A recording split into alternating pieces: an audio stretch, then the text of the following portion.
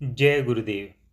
स्वामी श्री ओम तीर्थ महाराज जी द्वारा रचित मानस में गुरु तत्व, पृष्ठ संख्या 152 से आगे। गुरु का कार्य तो कल्याण करना है, प्रकाशित करना है।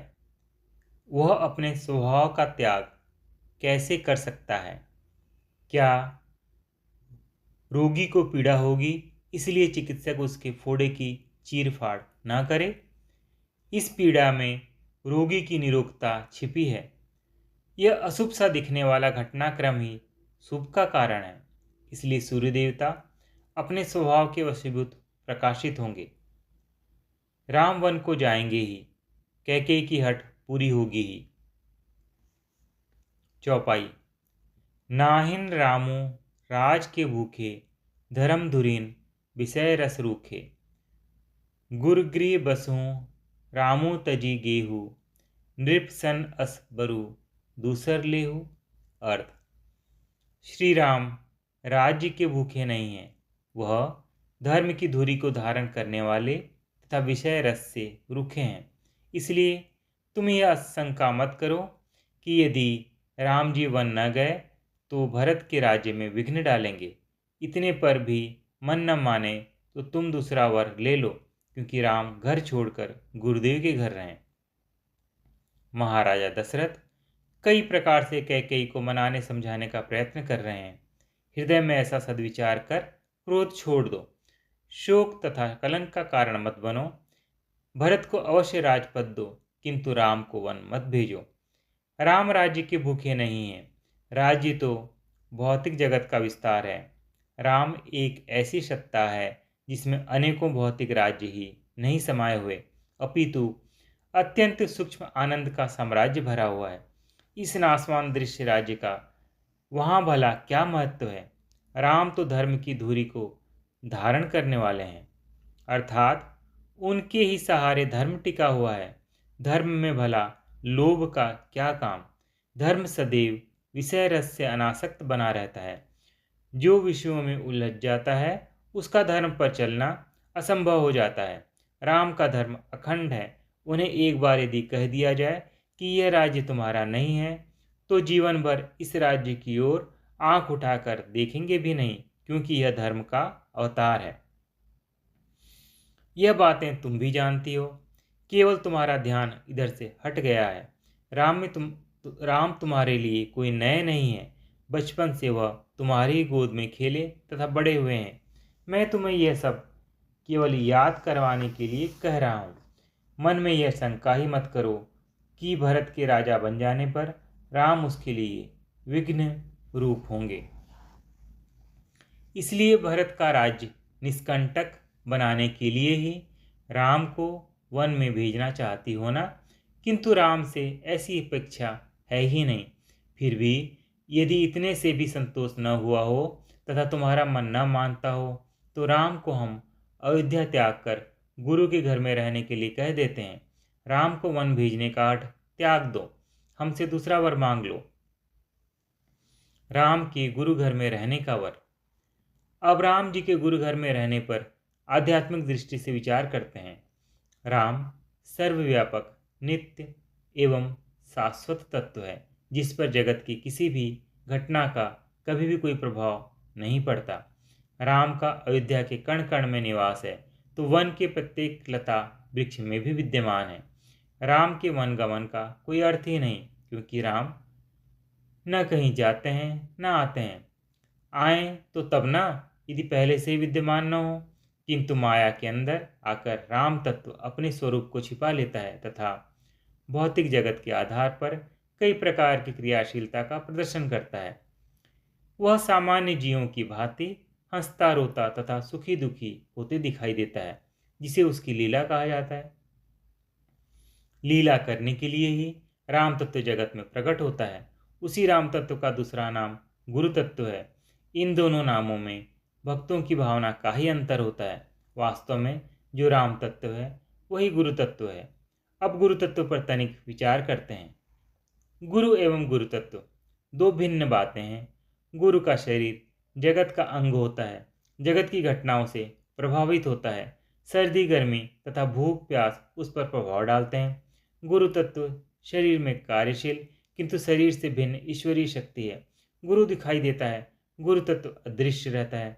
गुरु क्रियाशील होता है। गुरु तत्व इंद्रियों के अभाव में जीव के शरीर के आधार पर क्रियाशील नहीं होकर सभी घटित होने वाली क्रियाओं के पीछे उसी की क्रिया शक्ति होती है। भाव यह है कि भक्त गुरु तत्व का अनुभव केवल अपने अंतर में या गुरु शरीर के अंतर में या जगत के आधारभूत तत्व के रूप में ही कर पाता है। गुरु तत्व को वह सदैव नाम रूपात्मक जगत से भिन्न अनुभव करता है, किंतु गुरु तत्व राम तत्व के रूप में जगत में क्रियाशील दृष्टिगोचर होता है, यद्यपि उसकी क्रियाशीलता मात्र लीला होती है। गुरु घर में राम जी के रहने का भाव यह है कि राम तत्व अपनी लीला त्याग कर अदृश्य रूप में क्रियाशीलता धारण कर ले। राज्य तो भौतिक दृश्य है। जब तक राम लीलारत हैं तब तक तो उसका किसी राज्य से कोई संबंध कहा जा सकता है, किंतु जब राम तत्व गुरु तत्व के रूप में क्रियाशील होता है तो किसी विशेष शरीर के माध्यम से वह भले ही क्रियाशील होता है, किंतु जगत की किसी वस्तु से उसका कोई संबंध नहीं होता। यही गुरु तत्व की विशेषता है कि वह जगत का कल्याण करता रहता है, किंतु कहीं दिखाई नहीं देता। जिसे उसके दर्शन की लालसा हो उसे जगत की आसक्ति त्याग कर अंदर झांकना पड़ता है। सद्गुरु के शरीर में भी गुरु तत्व के वही दर्शन पा सकता है जिसे अपने अंदर गुरु तत्व प्रत्यक्ष हो।